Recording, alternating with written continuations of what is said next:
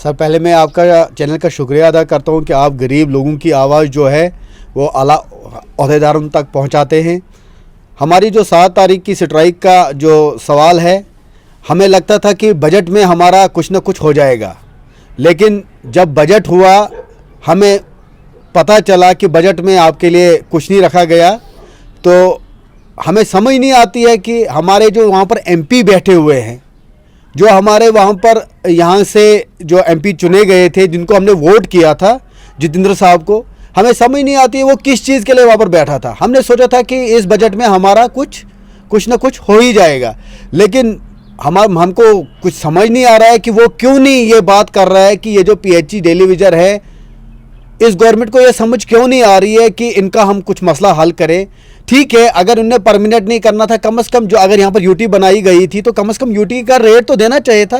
और दूसरी बात मुझको एक समझ नहीं आ रही है कि ये गवर्नर जो हमारे यहाँ पर बैठे हुए हैं, इनको कहते थे लोग कि ये बहुत बड़ा तीसमार खान है। कौन सा तीसमार खान है जिसको ये समझ नहीं आ रही कि 60,000 लोग जो हैं वो सड़कों पे हैं। और इन लीडरों को ये समझ नहीं आ रही है कि जब तक ना ये डंडा उठाएंगे, जब तक ना ये रोड पे आएंगे, तब तक इनको कोई बात। गवर्नर साहब को ये पता नहीं है इस वक्त कि 60,000 लोग जो हैं वो सड़कों पे हैं, उनके लिए कोई फाइल कोई बात ऊपर करनी चाहिए थी, वो तो बात ही नहीं कर रहा है। तो वो किस चीज़ का गवर्नर है? इसका मतलब ये हुआ कि बीजेपी चाहती है यहाँ का जितेंद्र सिंह जो एमपी है, वो चाहता है यहाँ पर कि यहाँ पर हालात खराब हों, यहाँ पर जो डेली विजर है वो सड़कों पे आए, यहाँ के लोग जो उनके साथ 5 लाख फैमिलियां हैं वो सड़कों पे आ जाए, शोर शराबा करें। उससे ही इन बीजेपी वालों का दिमाग जो है वो खुल जाता है। अदरवाइज ये कोई बात प्रोटेस्ट के बगैर मानते ही नहीं है। जैसे किसानों ने किया, 700 किसान मर गए जब उनने प्रोटेस्ट करना शुरू किया, उसके बाद उनकी बात मानी गई। और मुझको समझ नहीं आती है बीजेपी वाले किस चीज़ के हैं, क्या कर रहे हैं। ये देश को मिलाने की बात कर रहे हैं या देश को तोड़ने की बात कर रहे हैं? ये बता रहे थे 370 तोड़ देना है। कौन सा 370 तोड़ दिया? उसका मतलब ये हुआ कि इन्होंने 370 को नहीं तोड़ा, इन्होंने जम्मू कश्मीर को छोड़ दिया, क्योंकि ये जम्मू कश्मीर के लोगों को समझते ही नहीं इंसान। ये मजबूर कर रहे हैं डेली विजर को कि तू सड़कों पे आ जाओ, अब सड़कों पे आ जाओ, आप मारो, आप पीटो। ये इसके लिए हमको मजबूर कर रहे हैं। मुझको समझ नहीं आ रही है कि मतलब जो जितेंद्र सिंह साहब है, हमें उम्मीद थी, ये चीज़ नहीं है कि हमने वोट किया था, बीजेपी को वोट किया तभी तो एमपी बने हैं। हमने वोट किया था, हमने सोचा था कि चलो अगर चाय वाला प्राइम मिनिस्टर बन गया तो जितेंद्र सिंह अगर डॉक्टर था तो उसके मेरे ख्याल में वो किसी को सही नहीं था डॉक्टर, क्योंकि उसको मसा ये पता चला वो जब आया सियासत में, हमने वोट किया, हमने सोचा डॉक्टर है, सिंपल है, वो किसी के साथ उसकी जान पहचान ही नहीं थी। चलो यार, अगर हम वोट इसको करेंगे, ये बंदा किसी को जानता भी नहीं है, ना कोई इसको जानता है, हम वोट करेंगे तो चलो ये गरीबों का बात मत कहीं आला हुक्म मतलब जो आला ओहदेदार ने उन तक मत ये हमारी गरीबों की बात पहुंचा। लेकिन उसको ये समझ नहीं आई। उसने सोचा ये चीज़ कि गरीब लोगों ने वोट किया, मैं एमपी बन गया तो जम्मू कश्मीर जो है वो खाली मैं ही चलाऊंगा, जैसे मर्जी है वैसे नहीं चलता है। और दूसरा मुझको जो लगता है इस वक्त के दौर में, जो मुझको लगता है, मुझको ये लगता है कि जो गवर्नर साहब हमारे हैं और जो एमपी यहाँ के हैं, मैं किसी एक सियासी पार्टी की बात नहीं कर रहा हूं, मैं हर एमपी की बात को, जो भी इस वक्त है, वो हसन मुसरी साहब हमारे कश्मीर से हैं, एनसी के हैं, वो फाइल लेके चल रहा है। जब वो सियासत में था, जब उनकी यहाँ पर हुकूमत चलती थी, उस वक्त हमारा भला नहीं किया। आज वो फाइल लेके दिखाता है मीडिया को सामने कि ये देखो जी, मैं डेली विजर का मुद्दा लेके बजट में लेके गया था। ये मानते ही नहीं है, उन्होंने जम्मू कश्मीर को मानते ही नहीं, यहाँ की बात ही नहीं मानते। जिस वक्त वो इख्तिदार में था उस वक्त क्यों नहीं किया था?